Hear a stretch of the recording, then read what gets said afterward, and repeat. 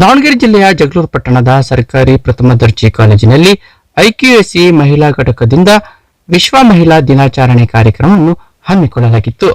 ಇದೇ ವೇಳೆ ಮಹಿಳಾ ಮತ್ತು ಮಕ್ಕಳ ಕಲ್ಯಾಣ ಇಲಾಖೆ ಮೇಲ್ವಿಚಾರಕಿ ಶಾಂತಮ್ಮ ಕಾರ್ಯಕ್ರಮವನ್ನು ಉದ್ದೇಶಿಸಿ ಮಾತನಾಡಿದವರು, ಜಾಗತಿಕ ಮಟ್ಟದಲ್ಲಿ ಮಹಿಳೆಯರು ವಿವಿಧ ಕ್ಷೇತ್ರದಲ್ಲಿ ಸಾಧನೆಯ ಮೈಲುಗಲ್ಲಾಗುತ್ತಿರುವುದು ಸ್ತ್ರೀಶಕ್ತಿಗೆ ಸಾಕ್ಷಿಯಾಗುತ್ತಿದ್ದಾಳೆ. ರೈತಾಪಿ ಕೆಲಸದಿಂದ ಹಿಡಿದು ಚಂದ್ರಯಾನದವರೆಗೂ ಮಹಿಳೆಯರು ತನ್ನ ಸಾಧನೆಯನ್ನು ಮಾಡುತ್ತಿದ್ದಾಳೆ ಎಂದು ಹೇಳಿದರು.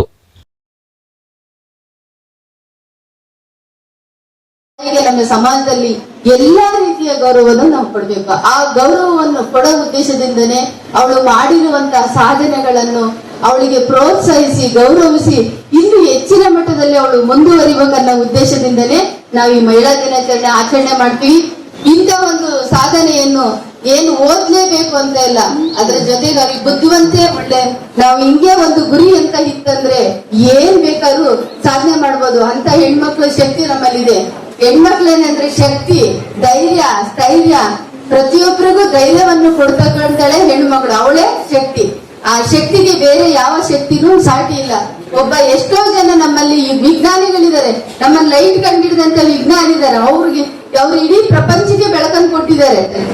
ಒಂದ್ಗೆ ಹೋಗವ್ವ ಎಷ್ಟು ಸಾಹಸ, ತನ್ನ ಗಂಡನಿಗೆ ಎಲ್ಲಿ ಹೇಳಿದ್ರೆ ತಡವಾಗುತ್ತಂತ ಯಾರಿಗೂ ಹೇಳಿಲ್ಲ, ತಾನೇ ಧೈರ್ಯ ಮಾಡಿ ಹೋದ್ದು. ನಮ್ಮ ಪ್ರಧಾನಮಂತ್ರಿ ಇಂದಿರಾ ಗಾಂಧಿ ಅವರು ಸಹ ಹೆಣ್ಣು. ದ್ರೌಪದಿ ಮುರ್ಮು ಇವತ್ತು ರಾಷ್ಟ್ರಪತಿ ಆಗಿದ್ದಾರೆ. ಹೌದು, ಅದ್ರ ಜೊತೆಗೆ ನಮ್ಮಲ್ಲಿ ಹೆಣ್ಮಕ್ಳು ಇನ್ನು ಎಲ್ಲಿವರೆಗೆ ಅಂದ್ರೆ ಗ್ರಾಮ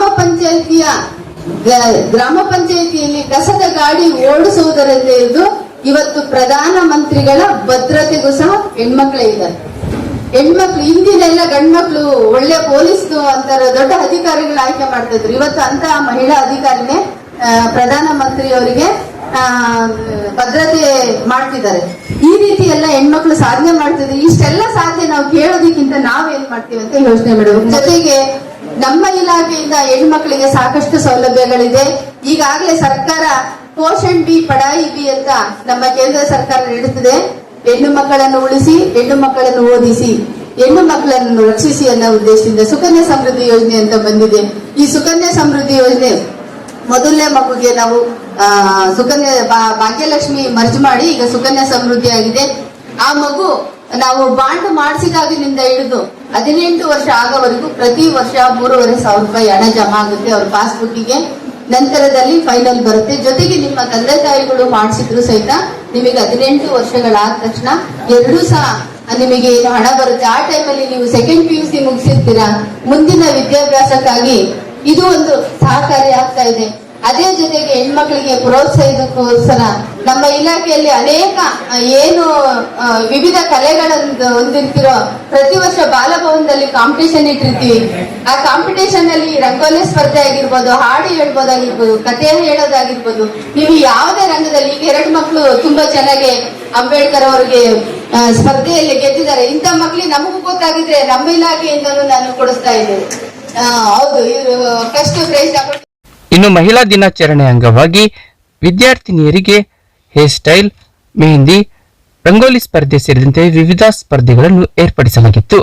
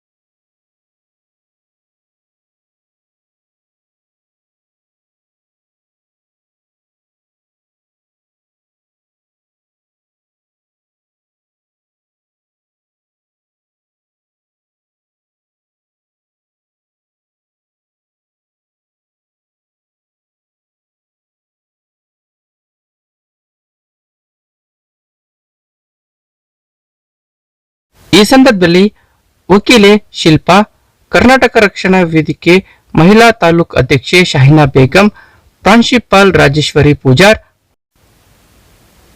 ಐಕ್ಯೂಎಸ್ಸಿ ಸಂಚಾಲಕಿ ಪ್ರಾಧ್ಯಾಪಕಿ ಸಲ್ಮಾ ತಾಜ್, ಮಹಿಳಾ ಘಟಕದ ಸಂಚಾಲಕಿ ಪ್ರಾಧ್ಯಾಪಕಿ ವಿದ್ಯಾಶ್ರೀ, ಪ್ರಾಧ್ಯಾಪಕರಾದ ಕಲ್ಯಾಣ್, ಸತೀಶ್, ಶ್ರೀಧರ್, ಲೋಕೇಶ್, ಅತಿಥಿ ಉಪನ್ಯಾಸಕರ ಸಂಘದ ಅಧ್ಯಕ್ಷ ವೆಂಕಟೇಶ್, ಅಜ್ಜಪ್ಪ, ಮಲ್ಲಿಕಾರ್ಜುನ್, ಮೊಹಮ್ಮದ್ ಮುಸೈಬುಲ್ಲಾ ಖಾನ್ ಸೇರಿದಂತೆ ಮತ್ತಿತರರಿದ್ದರು.